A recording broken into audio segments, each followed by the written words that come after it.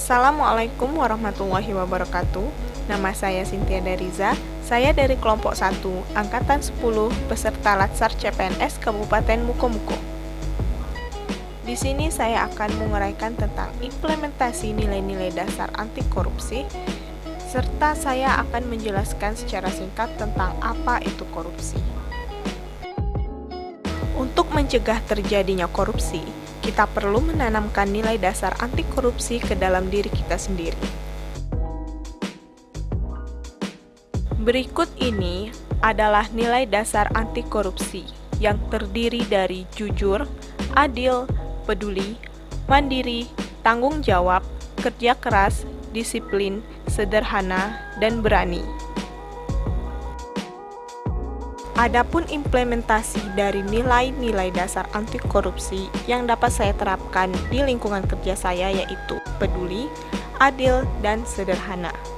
Contoh dari implementasi ketiga nilai dasar anti korupsi tersebut yaitu kita berpakaian sederhana selayaknya seorang ASN tanpa membawa barang mewah ke tempat kerja.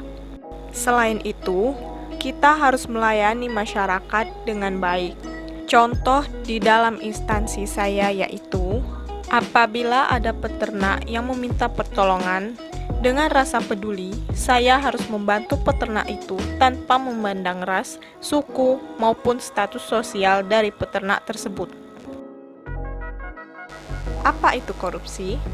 Menurut undang-undang, korupsi merupakan tindakan melawan hukum dengan maksud memperkaya diri sendiri atau orang lain yang berakibat merugikan negara atau perekonomian negara. Ciri-ciri korupsi yaitu: pertama, dilakukan oleh lebih dari satu orang; kedua, merahasiakan motif atau ada keuntungan yang dapat diraih; tiga, berhubungan dengan kekuasaan atau kewenangan tertentu; empat, berlindung di balik pembenaran hukum; kelima, melanggar kaedah kejujuran dan norma hukum; dan yang terakhir adalah mengkhianati kepercayaan. Jenis-jenis korupsi menurut Syed Hussein Alatas ada 7, yaitu: pertama, korupsi transaktif; yang kedua, korupsi ekstroaktif; yang ketiga, korupsi investif; yang keempat, korupsi nepotistik; yang kelima, korupsi autogenik; yang keenam, korupsi suportif; dan yang terakhir adalah korupsi defensif. Menurut undang-undang, ada 7 kelompok tindak pidana korupsi, yaitu: yang pertama adalah kerugian keuangan negara; yang kedua, suap menyuap; yang ketiga, pemerasan; yang keempat, perbuatan curang; yang kelima, penggelapan dalam jabatan; yang keenam, benturan kepentingan dalam pengadaan; dan yang ketujuh adalah gratifikasi atau pemberian hadiah.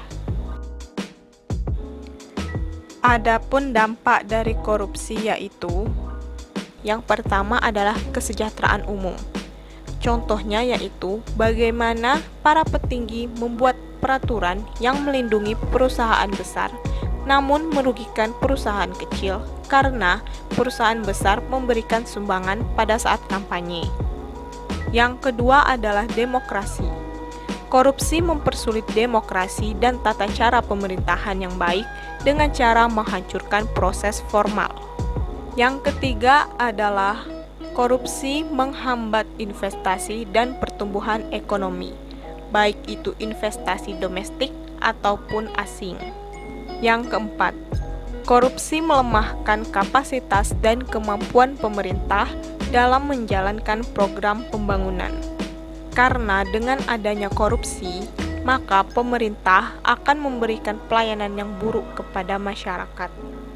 Yang kelima, korupsi akan menghambat upaya pengentasan kemiskinan dan kesejahteraan.